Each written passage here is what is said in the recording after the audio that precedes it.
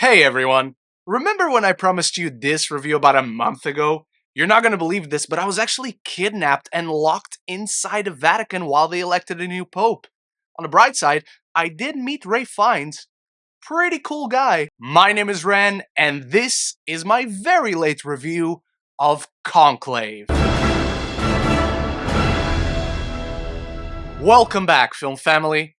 Thank you for joining me for a long overdue review to discuss the highlight of the London Film Festival 2024. As after the unexpected death of the Pope, Cardinal Lawrence is tasked with managing the covert and ancient ritual of electing a new one. Sequestered within the walls of the Vatican, with the Catholic Church's most powerful leaders until the process is complete, Lawrence finds himself at the center of a conspiracy that could lead to the church's downfall. And I cannot begin to tell you how little interest I have in faith-based stories. Thankfully, Conclave is not that, but instead a meticulously crafted behind-the-scenes thriller where politics and religion clash. It's evocative of the backstabbing, scheming, and intrigue of shows like Game of Thrones and Succession, but it also echoes the white knuckle tension, suspense,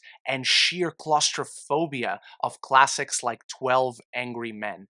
And the result? For Edward Berger's follow up to All Quiet on the Western Front is an immaculately executed, intelligently written, and strikingly relevant, bound to be classic. All this to say, my friends, Conclave freaking rules. And it is overall one of the best films of the year. From the very first frame, Berger creates a heavy atmosphere that remains unbreakable and is amplified by the pulse-pounding score and immersive sound design. You feel as trapped within the four walls of the Vatican as much as all these massive egos and larger-than-life personalities, and you bear witness to discussions of faith and doubt, tradition and progress, and you see all the faults, all the insecurities. You get to know these people, you get to see the bravado they present to each other, but thanks to an outstanding cast and such an attention to detail script, you get to see all their vulnerabilities, all their insecurities when they run down these long hallways that all look so labyrinthian and unsettling, and they all sleep in these rooms that all look the same, both on the outside and the inside.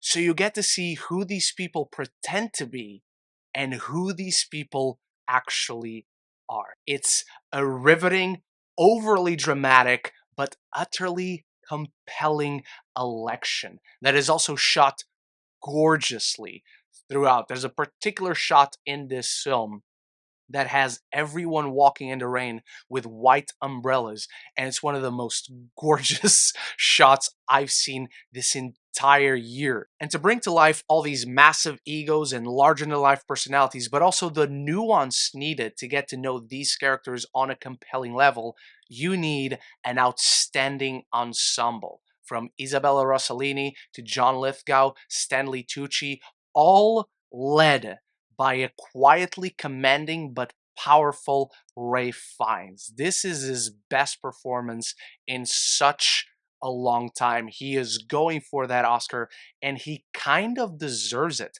There's so much that this character mulls over, whether it is tradition versus progress, what is right for the church, what is right for the people that believe in the church, that seek the church as guidance. Who is he actually voting for? Is it for someone who will bring to life what he believes in, the church should be? Or is it someone that sees what the people need from the church? And that's what makes Conclave such a riveting watch. Despite being 2 hours of people just talking about who they're going to vote for to be the new pope, there is no action. Well, there is one sort of explosion in this film. It's kind of a jump scare, so just be prepared. But through the eyes of Ray Fiennes' character Lawrence, we observe and we hear everything. We see how much of a prison this feels. It's an echo chamber where egos and ambition and superiority and hypocrisy and hate and backstabbing, and you see all the humane flaws that exist within these people that all see themselves as higher beings worthy of making this impossible decision so much more than everyone else. And you need a cast, an ensemble that brings as much gravitas as Ray Fiennes does, and everyone just meets that quality of performance thanks to the incredible dialogue that is written for all these actors. And Berger doesn't shy away from creating these moments of humor to bring a little levity that doesn't break the tension. And because you have all these massive egos bubbling and pulsing within this melting pot between pageantry and duty and morality and the self-serving nature of so many people, you need some moments of levity. And through the nuns in this film, who are just there to help out and observe, particularly through Isabella Rossellini, who has one spotlight moment that gave me the biggest laugh in this film. And you have these humane interactions that feel natural and don't feel like they break the mold of what the film is. It's such an absorbing and complex dismantling of the inability of certain powerful systems to serve those they claim to be in service of. It's also a movie that is brave enough to tell you it doesn't have the right answers, it has a perspective. And it validates that perspective through all the nuances, all the little layers of intrigue and narrative, and all the connections between characters. It has the necessary laughs, it has the awe-inspiring writing, it has the breathtaking visuals. It also has the biggest shock of the year. I don't remember the last time, after hearing one specific line of dialogue, where everyone in my screening was shocked.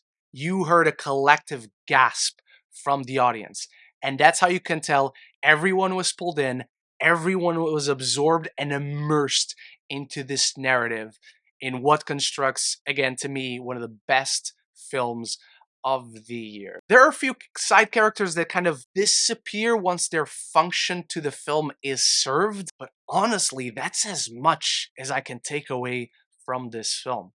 But those are just my thoughts on Conclave. It's time for you to start the conversation about it in the comments below. Let me know, what is your favorite chamber piece thriller, and do you want to see Ray Fiennes win the Oscar for this one? Because I certainly do.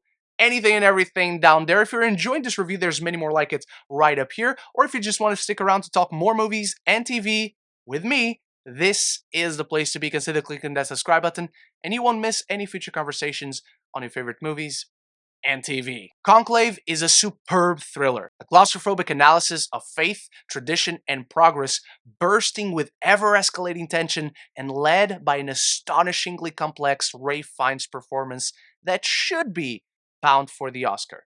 The score, production, cinematography, and Berger's tense direction, all immaculate. I'm giving Conclave an A-.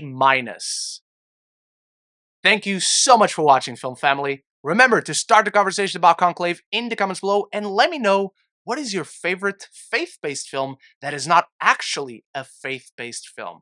Anything and everything down there. I'll be back very soon with more reviews, including For the Order and Skeleton Crew, the first 3 episodes, and I hope to see you there. So until the next one, love each other and love the movies.